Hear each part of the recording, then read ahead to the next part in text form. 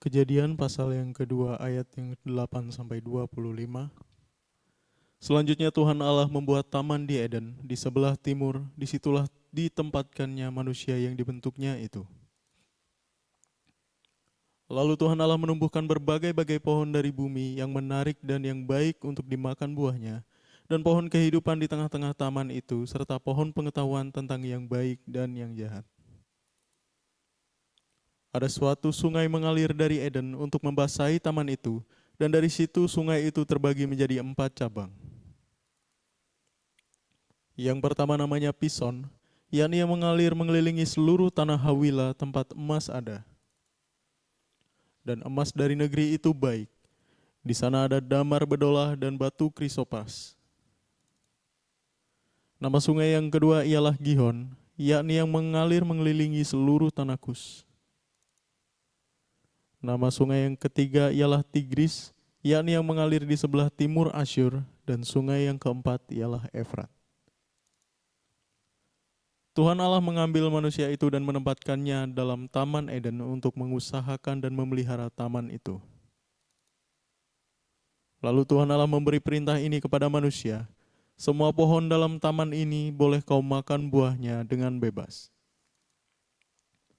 Tetapi pohon pengetahuan tentang yang baik dan yang jahat itu, janganlah kau makan buahnya, sebab pada hari engkau memakannya, pastilah engkau mati. Tuhan Allah berfirman, tidak baik kalau manusia itu seorang diri saja, aku akan menjadikan penolong baginya yang sepadan dengan dia. Lalu Tuhan Allah membentuk dari tanah segala binatang hutan dan segala burung di udara. Dibawanyalah semuanya kepada manusia itu untuk melihat bagaimana ia menamainya, dan seperti nama yang diberikan manusia itu kepada tiap-tiap makhluk yang hidup, demikianlah nanti nama makhluk itu. Manusia itu memberi nama kepada segala ternak, kepada burung-burung di udara, dan kepada segala binatang hutan. Tetapi baginya sendiri ia tidak menjumpai penolong yang sepadan dengan dia. Lalu Tuhan Allah membuat manusia itu tidur nyenyak. Ketika ia tidur, Tuhan Allah mengambil salah satu rusuk daripadanya, lalu menutup tempat itu dengan daging. Dan dari rusuk yang diambil Tuhan Allah dari manusia itu, dibangunnyalah seorang perempuan, lalu dibawanya kepada manusia itu. Lalu berkatalah manusia itu, inilah dia tulang dari tulangku dan daging dari dagingku. Ia akan dinamai perempuan sebab ia diambil dari laki-laki. Sebab itu seorang laki-laki akan meninggalkan ayahnya dan ibunya dan bersatu dengan istrinya, sehingga keduanya menjadi satu daging.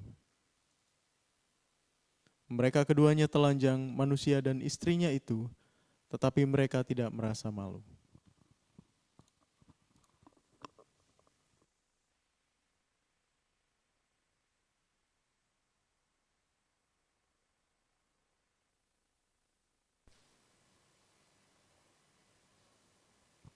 Oke, Shalom Bapak Ibu teman-teman dimanapun berada. Di sini juga saya mengucapkan terima kasih kepada tim yang sudah memberikan kepercayaan kepada saya untuk membawa program kali ini. Oke, beberapa hari ini saya tertarik untuk mempelajari tentang story, tentang cerita. Karena tanpa kebetulan gitu ya, ada sebuah film yang menurut saya sangat menarik untuk saya nikmati gitu ya ceritanya, jalur ceritanya gitu. Jadi di 2025 ada sebuah film serial yang menurut saya sangat fantastis karena belum ada yang pernah membuat kisah ini, yaitu judulnya House of David. Itu kita bisa tonton di channelnya Prime Video ya. House of David adalah menceritakan tentang Raja Daud yang ada di Alkitab. Salah satu tokoh manusia yang fenomenal menurut saya. Bagaimana tidak, seseorang yang bukan apa-apa, bukan siapa-siapa, yang hanya seorang gembala domba, yang hanya seorang penyair, yang hanya seorang pemain kecapi yang tidak ada di- tidak ada bandingannya lah dengan yang orang yang disebut dengan seorang raja. Tapi kok bisa Tuhan tunjuk jadi raja? Bagus sekali filmnya Bapak Ibu teman-teman, mungkin bisa sambil disaksikan gitu ya.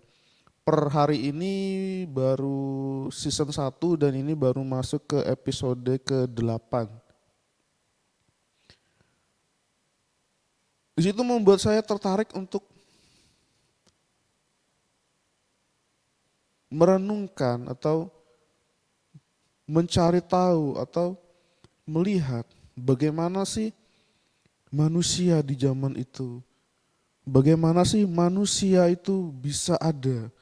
Bagaimana manusia itu bisa eksis sampai sekarang? Yang bagaimana kalau Alkitab bilang di pengkhotbah itu bahwa apa yang terjadi sekarang itu dulu sudah pernah terjadi. Jadi apa yang kita hadapi di 2025 ini dulu juga udah pernah dihadapi. Kalau masalah inflasi, deflasi dan lain sebagainya, harga naik dan sebagainya, dulu juga pernah dialami ketika di zaman Yusuf. Ketika terjadi kekeringan, maka supply kosong, demand banyak. Supply itu artinya persediaan. Kalau demand itu artinya yang mengkonsumsi. Yang mengkonsumsi banyak nih, tapi yang mau dikonsumsi nggak ada, habis oleh kekeringan. Akhirnya Yusuf dengan berbagai macam cara, trik dan intrik yang terjadi, banyak negara-negara akhirnya berhutang dan lain sebagainya dengan bangsa Mesir yang dikomandoi oleh Yusuf di zaman itu. Suatu peristiwa yang kalau di zaman sekarang disebut dengan monopoli. Bagaimana Yusuf dengan semua kepintaran kecerdasannya menggunakan apa yang ada untuk menguasai pasar. Apakah itu tidak terjadi sekarang? Terjadi. Sekarang penjajahan tidak dalam bentuk seperti dulu yang dengan kekerasan, yang dengan menduduki dan lain sebagainya, tidak. Tapi siapa yang menguasai pasar? Dialah penguasanya. Dan yang dijajah adalah orang-orang yang di bawahnya, yang mengkonsumsinya. Oke Bapak Ibu teman-teman, sebelum kita masuk lebih jauh kepada apa yang ingin Tuhan sampaikan kepada kita melalui saya hari ini, mari kita bersatu dalam doa. Tuhan Yesus, Allah Bapa kami bertata dalam kerajaan sorga, biarlah pada hari ini Engkau yang berbicara atas kami, pakai tutur mulut hamba-Mu ini ya Tuhan, sehingga boleh kiranya hanya nama Tuhan saja yang dipermuliakan, dan biarlah apa yang menjadi pesan yang Tuhan sampaikan kepada kami boleh menjadi rema dalam kehidupan kami, dan boleh kami praktikkan dalam kehidupan kami hari lepas hari. Dalam nama Yesus Kristus Tuhan dan Juru Selamat kami berdoa dan mengucap syukur, haleluya, amin. Oke Bapak Ibu teman-teman, tidak usah berpanjang lebar, mungkin bisa ditampilkan ayat yang ke-8 tadi. Selanjutnya Tuhan Allah membuat taman di Eden di sebelah timur. Disitulah ditempatkannya manusia yang dibentuknya itu. Ada kata dibentuknya. Oke. Lalu Tuhan Allah menumbuhkan berbagai-bagai pohon dari bumi yang menarik dan yang baik untuk dimakan buahnya. Dan pohon kehidupan di tengah-tengah taman itu serta pohon pengetahuan tentang yang baik dan yang jahat. Kita lihat di ayat 9 dulu, mohon maaf. Tuhan Allah menumbuhkan berbagai-bagai pohon dari bumi yang menarik dan yang baik untuk dimakan buahnya. Kita garis bawahi kata yang menarik dan yang baik. Oke, sampai di situ dulu. Coba kita akan kita akan satu persatu kita akan bahas tentang kok yang menarik. Artinya bahwa kita manusia pada awalnya ditempatkan sama Tuhan di suatu tempat yang menarik, yang baik. Yang mana di sekitar kita itu sudah disiapkan sama Tuhan baik buahnya untuk kita konsumsi, untuk kita makan. Berarti mungkin main menu yang yang ingin disampaikan di firman Tuhan ini bahwa pada dasarnya manusia itu berarti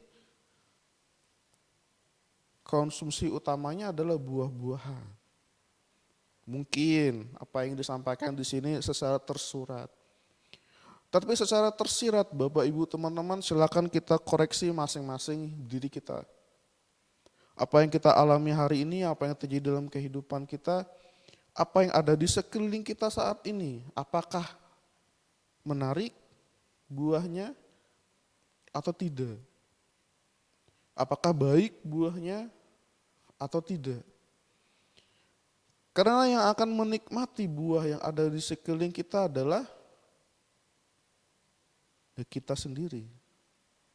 Dalam bentuk pekerjaan, pemasukan, keluarga, anak, istri, suami. Yang mana itu adalah orang-orang yang ditempatkan kepada sekeliling kita. Saya belajar dari beberapa waktu lalu teman saya menchat saya gitu ya di chatting WhatsApp.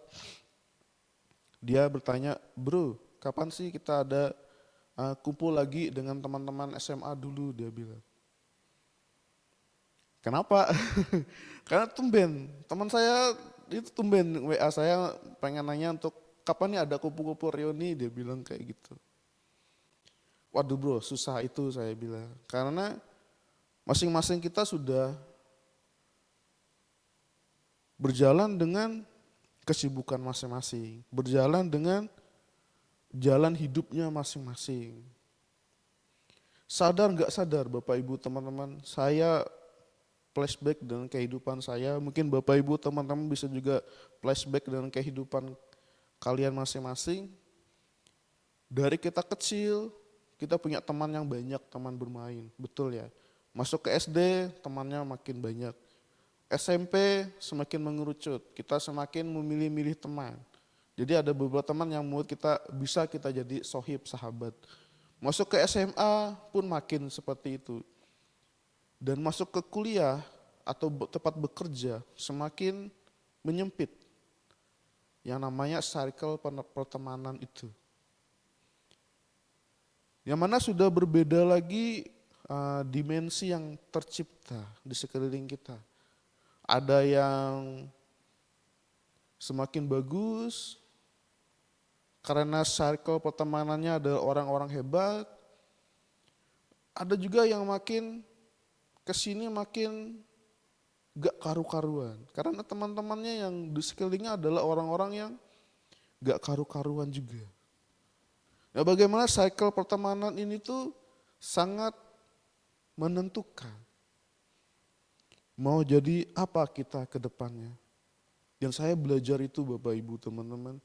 Dan di sini saya ngelihat bahwa bagaimana Tuhan bilang bahwa Tuhan menempatkan manusia di Eden di sebelah timur. Artinya suatu tempat yang Tuhan sudah siapkan. Artinya dimanapun keberadaan kita saat ini, apapun yang ada di dalam diri kita, apa yang terjadi dengan kita saat ini adalah sesuatu yang mungkin Tuhan sudah tempatkan kita di situ.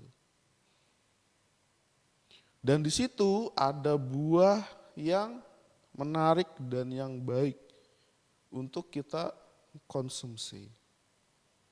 Kita belajar bagaimana manusia itu pada awalnya diciptakan Tuhan sangat baik. Kenapa? Nanti akan ditutup di ayat terakhir. Kita akan belajar. Lanjut lagi ke ayat berikutnya. Ada suatu sungai mengalir dari Eden untuk membasahi taman itu. Dan dari situ sungai itu terbagi menjadi 4 cabang. Yang pertama namanya Pison, yakni yang mengalir mengelilingi seluruh tanah Hawila, tempat emas ada. Dan emas dari negeri itu baik, dan di sana ada damar berdola dan batu krisopras. Nama sungai yang kedua ialah Gihon, yakni yang mengalir mengelilingi seluruh tanah Kus.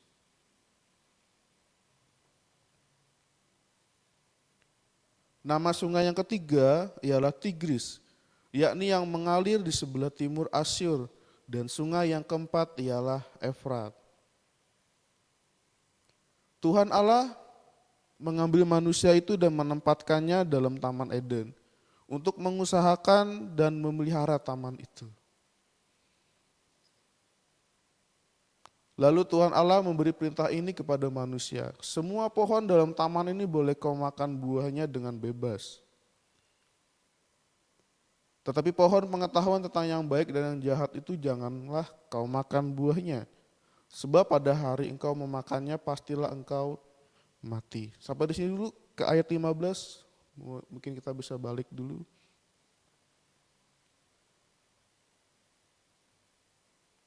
Tuhan Allah mengambil manusia itu dan menempatkan dalam taman Eden untuk mengusahakan dan memelihara taman itu. Oke, Bapak Ibu teman-teman, di sini adalah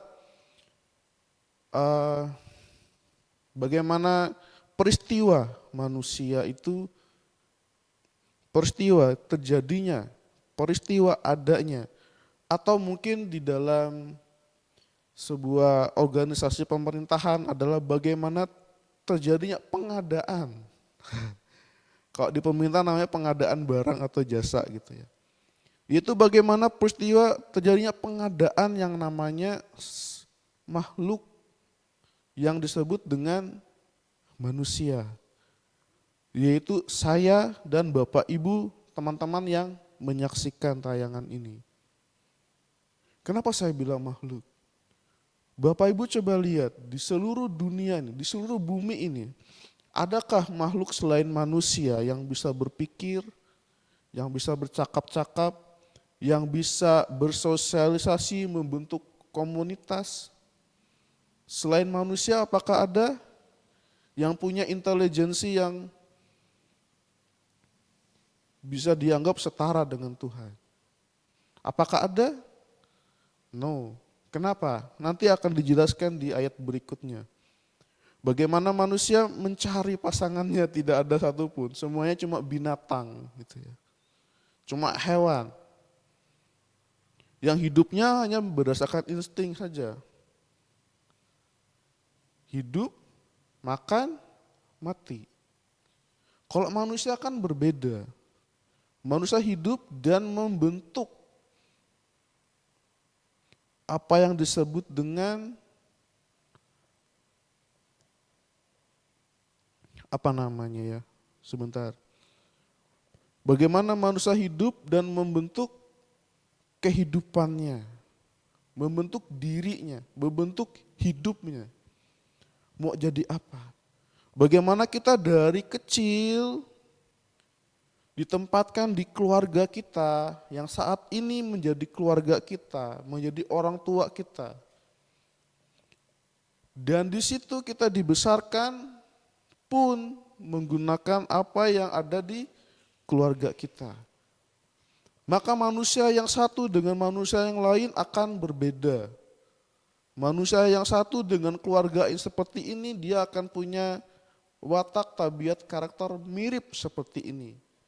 Tapi manusia yang satu dengan keluarga yang satu, dia punya karakter, watak, etika yang berbeda dengan yang satu. Bagaimana manusia diciptakan Tuhan sangat-sangat unik.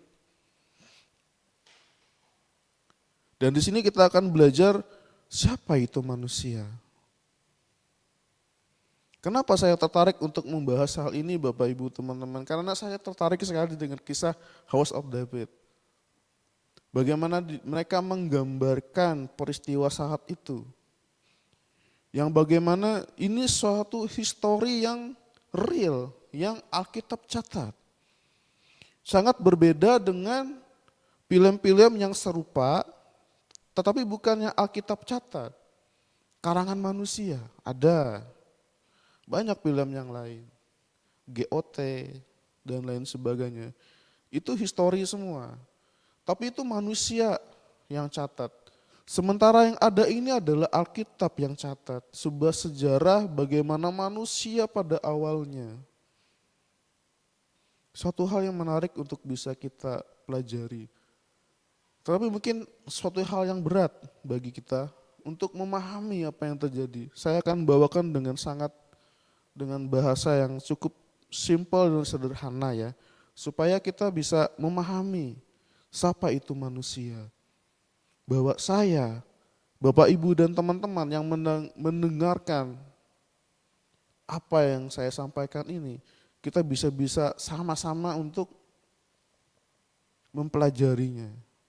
Oke. Siapa itu manusia?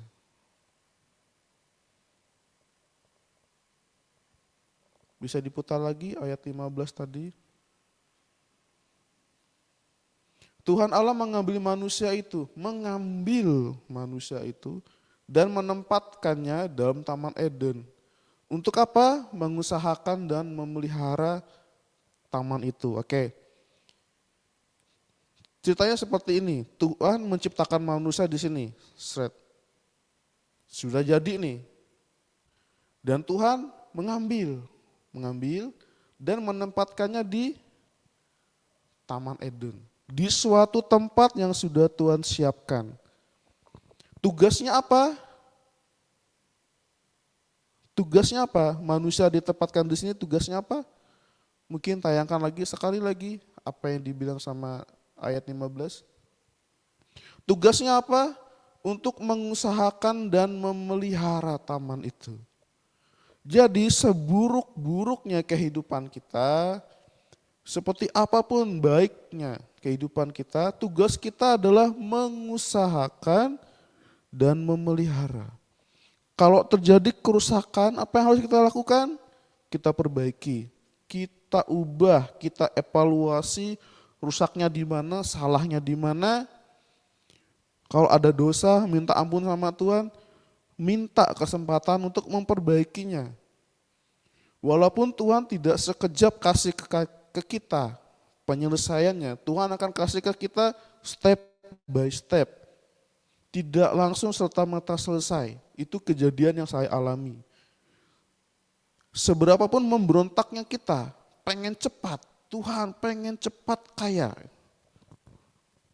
Kita berontak sampai gemetaran tangan badan kita, gara-gara pengen Tuhan pengen cepat gitu ya. Pernah ngalamin hal itu? Saya ngalamin itu berkali-kali Bapak Ibu. Dan jawaban Tuhan tetap no. Bagaimana saya tahu jawaban Tuhan tetap no? Dalam masalah yang saya hadapi, saya minta cepat diselesaikan. Bahwa masalahnya nggak kelar-kelar. Kalau Bapak Ibu mengalami hal ini, masalahmu tidak kelar-kelar. Kamu sudah minta maaf sama Tuhan, kamu minta dipulihkan sama Tuhan. Tapi tidak kelar-kelar ini masalah. Itu Tuhan mau bilang no. Tahan, sabar, menderita sedikit. Bahasanya Tuhan mungkin seperti itu kurang lebih. Untuk apa? Ada sesuatu yang Tuhan ingin kita tahu. Bahwa kita itu ditempatkan. Bukan kita yang menempatkan diri, tidak. Tuhan yang menempatkan kita di posisi ini saat ini. Untuk apa? Mengusahakan dan memeliharanya. Untuk apa diusahakan dan memeliharanya? Karena disinilah tempat kita hidup. Di posisi kita, di pekerjaan kita, dimanapun kita berada saat ini dan kita hidup dari sini. Inilah Taman Eden yang Tuhan sudah kasih. Dengan semua kerusakan, kesalahan yang kita perbuat di dalamnya. Tidak sesempurna yang Tuhan minta. Tapi Tuhan yang sudah tempatkan kita di situ. Tugas kita ada kuasai dan pelihara. Mengusahakan. Artinya kita yang kita yang kerja. Tanpa jemu-jemu kita kerjakan terus. Dengan semua dan hal yang kita lakukan. Terhadap baik buruknya kita, pelanggaran kita. Tuhan tempatkan kita di situ. Untuk kita mengusahakan dan memeliharanya. Karena Tuhan sudah kasih, Tuhan sudah tempatkan. Itu adalah bagiannya kita. Mengucap syukurlah sama Tuhan. Kalau sampai detik ini, di tempat ini, kita bisa hidup. Walaupun dan hal terjadi. Nah dari situ Bapak Ibu banyak Alkitab akhirnya memberikan banyak hal di dalam kehidupan kita, mengajarkan kita. Salah satu contoh bagaimana janganlah malas, contohlah semut yang terus bekerja. Tugasnya semut apa sih? Cari makan. Apakah dia cari makan untuk saat itu juga? Tidak. Dia cari makan, dia kumpulkan di lumbungnya, dia makan sebagian yang cukup buat hari ini tenaganya. Sehingga ketika musim berganti, tidak ada lagi sumber makanan tersedia, dia bisa makan apa yang sudah dia kumpulkan. Makanya jangan malas, maksudnya kita harus belajar konsisten untuk menabung. Sehingga ketika terjadi musim kekeringan, tabungan kita bisa menjadi dana darurat buat kita. Itu akan saya bahas di selanjutnya. Oke, masih prolog aja gitu ya. Saya belajar juga dalam hal ini. Tapi saya tertarik untuk bagaimana sih manusia itu, apa sih kok Tuhan menciptakan manusia, pernah nggak kepikir gitu? Saya pernah berpikir seperti itu Bapak Ibu. Ketika saya berbuat dosa, Tuhan, kenapa sih Tuhan ciptakan manusia kalau toh hanya untuk nyakitin Tuhan? Kalau toh hanya buat Tuhan sakit gitu ya. Karena Alkitab bilang ketika kita berbuat dosa, kita sama saja menyalibkan Tuhan yang kedua kali. Di sini saya tertuduh dengan rasa bersalah luar biasa ketika saya berbuat dosa. Bapak Ibu ngalamin hal yang sama? Kalau tidak ngalamin hal yang sama, di luar komentar saya itu, apakah Anda manusia? Kalau Anda manusia, Anda punya hati di sini. Tuhan, masa lalu saya ini jelek sekali. Masa lalu saya ini jelek. Saya mencoba banyak hal. Baik dan buruk saya coba. Semua hal sudah saya coba Tuhan. Dan ketika saya berbuat dosa, saya tanya sama Tuhan, Tuhan buat apa Tuhan ciptakan saya ini, manusia ini? Buat apa? Dan Tuhan bilang, katakan apa di Alkitab tadi? Tuhan yang menempatkan kita di posisi saat ini. Bukan kita yang meminta ditempatkan. Tapi Tuhan yang empunya kuasa yang menempatkan kita. Mengusahakan dan memeliharanya. Baik buruknya ya udah terima konsekuensi yang terjadi. Tetapi kita harus belajar bahwa di dalamnya itu ada pelajaran hidup. Dan saya juga belajar sampai saat ini Bapak Ibu teman-teman. Saya tidak perlu malu menceritakan apa yang sudah saya perbuat. Karena dengan demikian saya cuma mau bilang saya bisa berbicara di depan Bapak Ibu saat ini itu suatu anugerah yang saya tidak bisa ucapkan sih. Siapa sih? Yadi itu siapa sih? Anak bawang kalau di komunitas ini. Orang yang dianggap sebelah mata. Mungkin sampai saat ini. Tapi saya nggak peduli. Saya mencoba untuk melihat point of view atau sudut pandang bagaimana Daud diremehkan. Bapak Ibu coba nonton House of David, asik sekali kisahnya. Orang yang direndahkan, orang dipandang sebelah mata sama semua orang. Sampai Nabi Samuel di dalam House of David itu ada sebuah dialognya gitu. Lord is so funny, dia bilang. Tuhan itu sangat lucu. Ketika di hadapan Nabi Samuel nih orang gagah perkasa anaknya Isai. Dan Nabi Samuel bilang, kenapa kau membohongi Tuhanmu? Di dialognya ya, di Alkitab mungkin berbeda versi, cuma ini di dialog bagaimana mereka si sutradara ini menggambarkan situasi yang terjadi gitu ya. Bagaimana kau mau membohongi Tuhanmu? Apakah kau masih punya anak satu lagi? Dan Isai menjawab, aku punya satu anak, namanya Daud.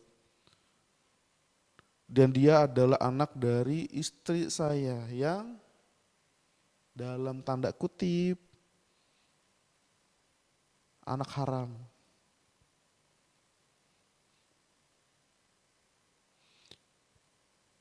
Bagaimana kalau di situasi itu dijelaskan bahwa Isai istrinya meninggal dan dia menikah lagi dengan seorang perempuan yang menjadi musuh bangsa Israel. Tidak perlu saya sebutkan bangsanya apa, kita mungkin bisa menerka-nerka ya musuhnya Israel itu siapa sih. Gitu. Dan lahirlah Daud, anak bungsu Isai dari istri yang ya susah saya jelaskan gitu ya. Mungkin kita Bapak Ibu bisa sambil cari tahu sendirilah. Dan Nabi Samuel bilang, Lord is so funny, Tuhan sangat lucu. Di depanku ini orang gagah perkasa semua anak-anak Isai.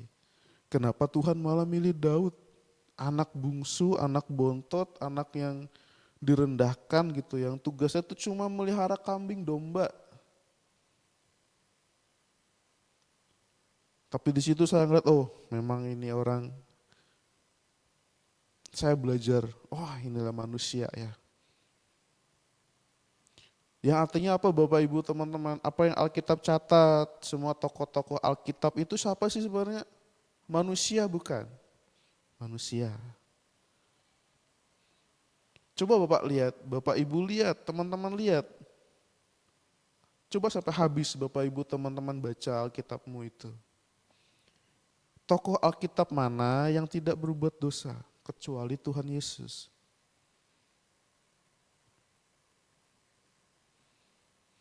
Sekelas Nabi Samuel pun takut ketika akan diancam dibunuh oleh Raja Saul.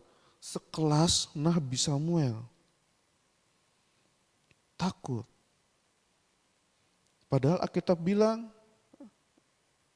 orang penakut apa? Ada hukumannya. Artinya tidak percaya sama Tuhan. Sekelas Nabi Samuel, apa sih kita gitu ya.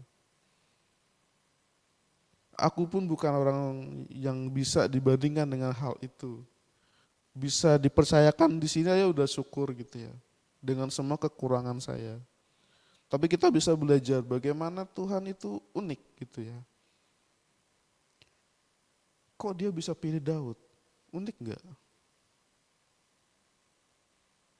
Pokoknya seru deh, coba bisa kalau ada ini bisa ditonton gitu ya di rumah masing-masing. Oke, dilanjutkan ke ayat berikutnya. Lalu Tuhan Allah membentuk dari tanah segala binatang hutan dan segala burung di udara. Dibawanyalah semuanya kepada manusia itu untuk melihat bagaimana ia menamainya. Dan seperti nama yang diberikan manusia itu kepada tiap-tiap makhluk yang hidup, demikianlah nanti nama makhluk itu. Tugas daripada manusia ditempatkan di Taman Eden ialah memberikan nama. Cuma itu tok. Cuma itu tok. Memberikan nama. Berarti tugas kita adalah apa? Cuma bekerja saja dengan bidang yang kita kuasai. Cuma itu tok. Tidak ada yang lain. Oke, lanjut dulu ke ayat berikutnya. Manusia itu memberi nama kepada segala ternak, kepada burung-burung di udara, dan kepada segala binatang hutan. Tetapi baginya sendiri ia tidak menjumpai penolong yang sepadan dengan dia. Oke, di sini adalah next step-nya bagaimana manusia itu tercipta ya. Bagaimana di Taman di Eden manusia menamai setiap makhluk tapi tidak ada yang sepadan dengan dia karena itu semua binatang. Tidak ada yang sepadan. Nah bagaimana akhirnya manusia meminta, bukan meminta sih ya, tetapi di dalam hatinya itu bertanya Tuhan bagaimana pasangan hidupku. Makanya di sini saya ingin kita belajar tentang siapa itu manusia.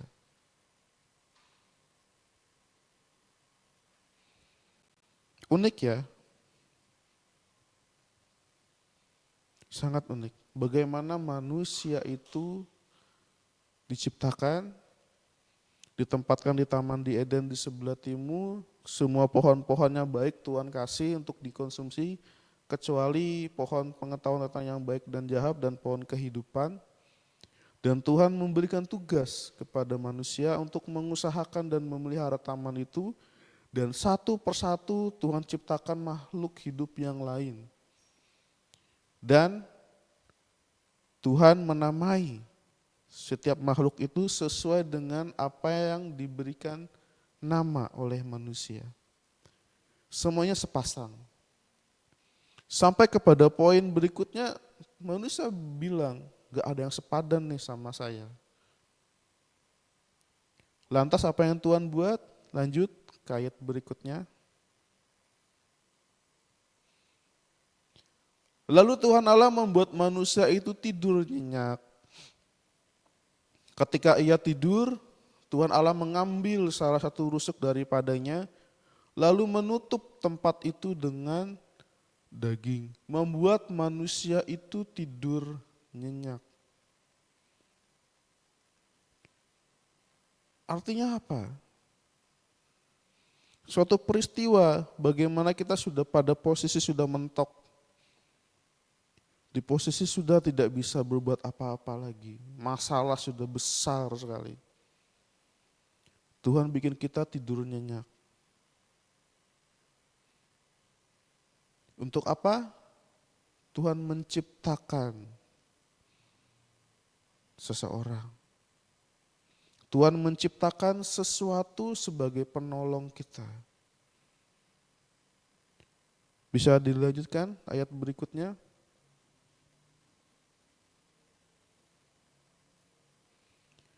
Dan dari rusuk yang diambil Tuhan Allah dari manusia itu, dibangunnyalah seorang perempuan, lalu dibawanya kepada manusia itu. Dibangunnya apa? Siapa yang dibangunnya Bapak Ibu teman-teman? Perempuan.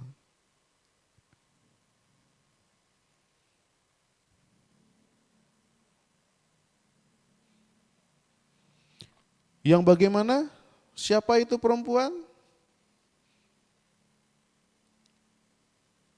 Yang dikatakan sama Alkitab adalah penolong yang sepadan bagi manusia. Jadi Bapak Ibu coba kita sama-sama berpikir logika. Berarti manusia yang pertama diciptakan Tuhan siapa? Adam. Siapa Adam? Laki-laki. Bisa terpikir tidak sampai saat ini? Laki-laki itu adalah manusia pertama Tuhan ciptakan. Dan manusia kedua adalah perempuan. Bagaimana laki-laki itu punya tanggung jawab dari awal. Bagaimana laki-laki itu yang dari awal dikasih tugas sama Tuhan. Mengusahakan dan memelihara. Itu laki-laki. Maka tugas dan tanggung jawabnya sangat besar. Yang sampai saat ini Bapak Ibu teman-teman saya pun masih belajar untuk menjadi yang terbaik buat keluarga saya. Dengan banyaknya hil dan hal saya perbuat. Karena saya laki-laki. Ada hal biasa bagi laki-laki untuk terluka. Hal yang biasa itu. Karena memang tugasnya laki-laki itu. Menjaga, mengusahakan, dan memelihara keluarganya.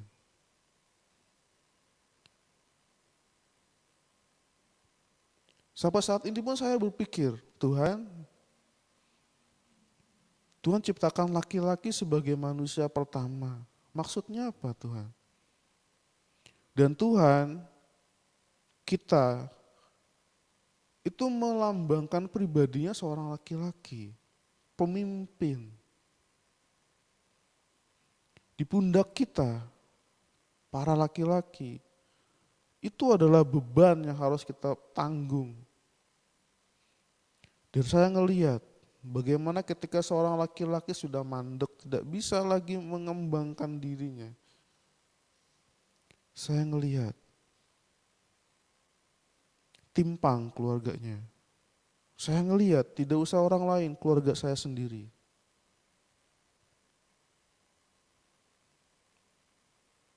Maka dari itu bukan sesuatu yang mudah bagi kita para laki-laki ya. Tapi kita harus berbuat yang terbaik buat keluarga kita. Memberikan rasa aman dan nyaman buat keluarga kita. Itu adalah tugasnya kita. Selain juga dengan memberikan nafkah dan lain sebagainya. Itulah manusia. Mari kita sama-sama belajar, kita sama merefleksikan diri kita. Apakah kita sudah selurus itu atau masih ada hil dan hal? Kalau masih ada hil dan hal, saya cuma bilang mengucap syukurlah sama Tuhan. Karena dengan hil dan hal yang kita alami, itu mendewasakan kita. Kalau kita bilang semuanya lurus dan baik-baik saja, bisa dipertanyakan, Anda manusia atau robot? Karena robot itu dibuat bahasa programnya cuma satu. Kalau robot dibuat untuk merakit mobil, maka dia hanya untuk merakit mobil, tidak bisa yang lain. Kalau robot dibuat untuk membuat baju pakaian, dia hanya membuat baju pakaian tok, tidak bisa yang lain. Itu robot. Tapi kalau Anda manusia dan Anda merasa diri Anda lurus-lurus saja, sangat dipertanyakan kemanusiaan Anda. Tapi kalau Anda bilang masih ada hil dan hal di dalam hidup kita, di dalam hidup Anda pun merasa begitu, mengucap syukurlah. Dan belajarlah apa yang Alkitab catat tentang manusia. Tentang batasan. Dan ketika kita melanggar batasan, belajar juga lah apa yang Alkitab catat tentang ketika kita melanggar batasan itu. Hil dan hal itu terlalu pasti berlaku untuk kita. Oke, lanjut 2 ayat berikutnya.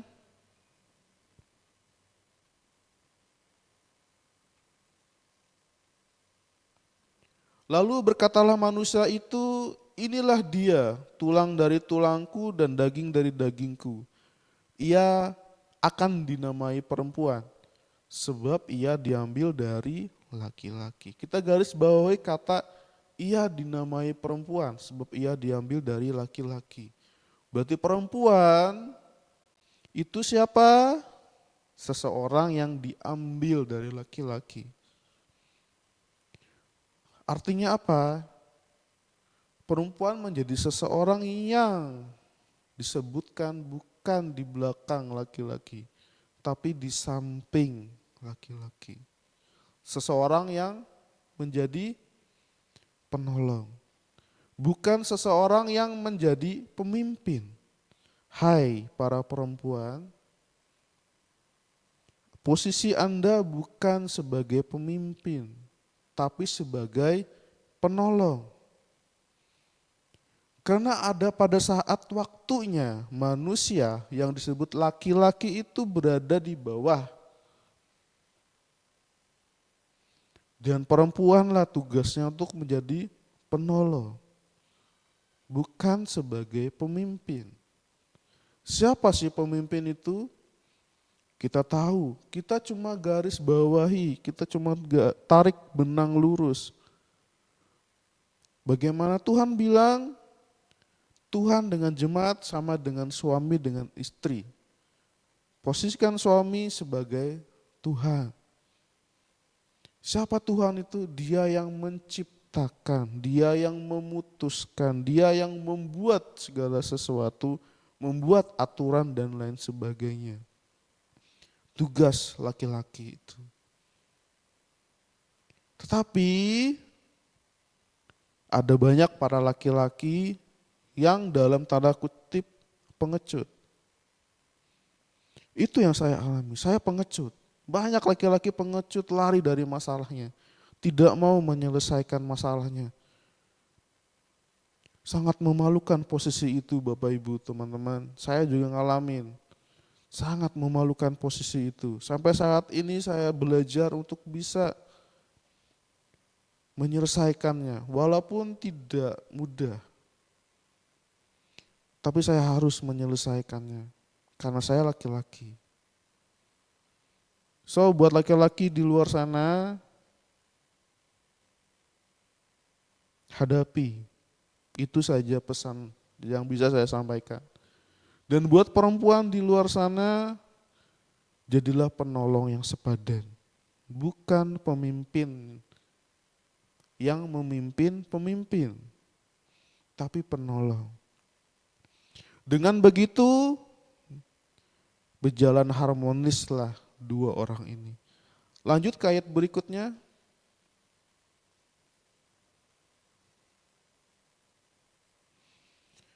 Sebab itu seorang laki-laki akan meninggalkan ayahnya dan ibunya dan bersatu dengan istrinya sehingga keduanya menjadi satu daging. Posisi ini Bapak Ibu saya katakan saya pengecut. Ayat ini tiap kali diperdengarkan ke saya itu menjadi sesuatu yang sangat sakit di otak saya. Karena pada saat saya menikah saya tidak keluar dari rumah orang tua saya. Saya stay, saya takut menghadapi bagaimana saya belum punya pekerjaan tetap dan lain sebagainya. Saya pikir dengan saya tetap stay di rumah orang tua saya bisa sedikit banyak menghemat keuangan bahasanya. Tapi semakin kesininya makin hancur hubungan saya sama istri. Kenapa? Ada pihak ketiga, yaitu orang tua saya. So Bapak Ibu teman-teman yang saat ini mengalami hal yang sama, segeralah keluar dari rumah orang tuamu. Ngontrak kayak gak apa-apa. Jangan ulangi kesalahan yang saya alami, saya pengecut di bidang ini. Saya akui. Dan sampai sekarang saya menyelesaikannya pun tertatih-tatih berjalannya. Karena terlalu besar luka yang sudah terjadi. Pihak istri terluka, pihak suami terluka, kepemimpinan seorang laki-laki diinjak-injak, harga diri seorang perempuan pun diinjak-injak. Belum lagi menenangkan keluarga orang tua, itu sangat-sangat menyebalkan buat saya mengingat peristiwa itu. Betapa tidak dewasanya saya berpikir. Bapak Ibu teman-teman yang mengalami stuck di rumah tanggamu saat ini, lihat apakah kamu tetap tinggal di rumah orang tuamu, segera keluar.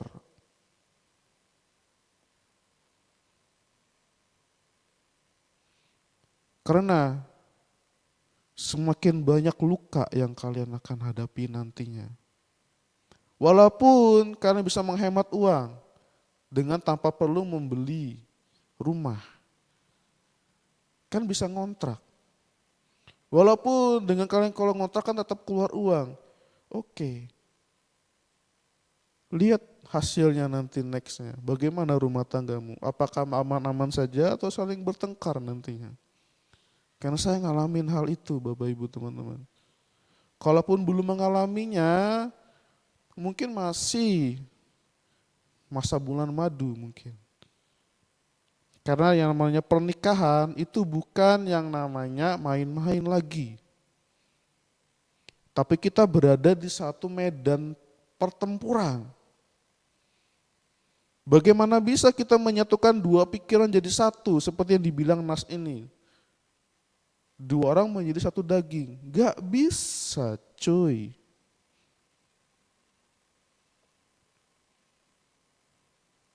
Karena kita sama-sama diciptakan independen. Seperti saya bilang ketika manusia lahir Tuhan ditempatkan kita di Taman Eden. Ketika kita lahir, kita ditempatkan di keluarga kita. Keluarga A punya perilaku habit kebiasaan A. Keluarga B punya perilaku kebiasaan habit B. A dan B itu tidak bisa disatukan. Akan ada yang saling melukai di dalamnya. Itulah namanya pernikahan.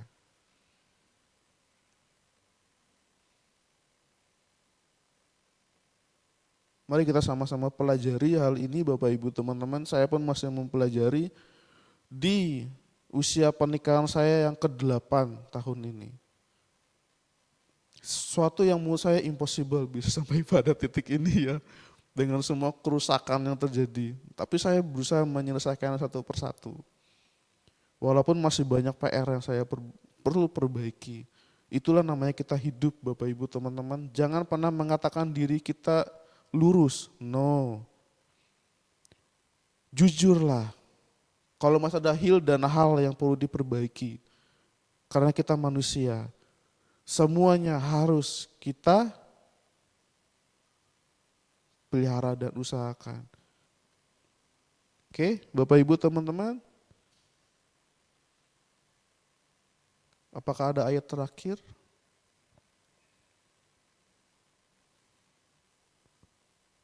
Oke, ayat terakhir. Mereka keduanya telanjang dan manusia dan istrinya itu, tetapi mereka tidak merasa malu. Nah, di posisi ini Bapak Ibu teman-teman, manusia tidak merasa malu karena telanjang. Pada awalnya kita lahir telanjang atau enggak? Kita lahir telanjang Bapak Ibu. Dan kita balik kepada Tuhan, meninggalkan dunia ini pun pada akhirnya juga telanjang. Artinya Tuhan mau bilang tidak ada sesuatu yang membanggakan daripada apa yang kamu punya saat ini. Karena semuanya itu Tuhan yang tempatkan, Tuhan yang kasih. Karena pada akhirnya kita akan meninggalkan dunia ini. Tetapi jangan dengan seperti ini Anda berasumsi bahwa oh tidak apa-apa kehidupan seperti ini, biasa-biasa saja. No, Bapak Ibu teman-teman, saya belajar, saya ngelihat bagaimana seseorang itu yang tidak mengelola hidupnya bikin hancur rusak anak-anaknya. Tugas seorang suami istri bukanlah lagi dia dan si dia, tidak. Tetapi bagaimana mereka memberikan contoh teladan yang baik buat siapa? Anak cucunya. Ketika di masa muda kita menggunakan hidup kita dengan seenaknya kita, semaunya kita akan merusakkan anak-anak kita. Tapi kalau kita dari sedini mungkin menyiapkan dengan semua kesalahan kita perbuat, kita tahu kita salah, kita perbaiki dan step by step Tuhan yang pimpin, maka itu menjadi suatu kebiasaan yang baik yang bisa kita tularkan kepada anak-anak kita. Walaupun nanti hil dan hal anak-anak kita pun akan lalui dan harus melalui hil dan hal ini.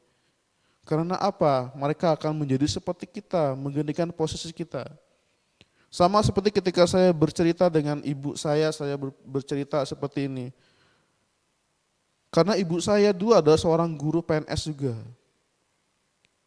Saya bilang, "Mah, kayaknya saat ini tugas kami deh menggantikan posisi mama dulu."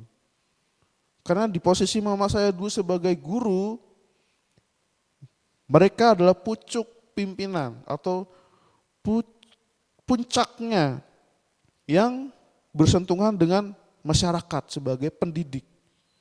Sekarang adalah giliran angkatan saya menjadi pucuk yang memberikan pelayanan kepada masyarakat di bidang pendidikan. Angkatan saya semuanya berderet. Yaitu orang-orang yang bisa IT, yang bisa komputer, yang bisa laptop, mau bikin video, hayu, bikin poster, hayu, bikin website, bisa, gas.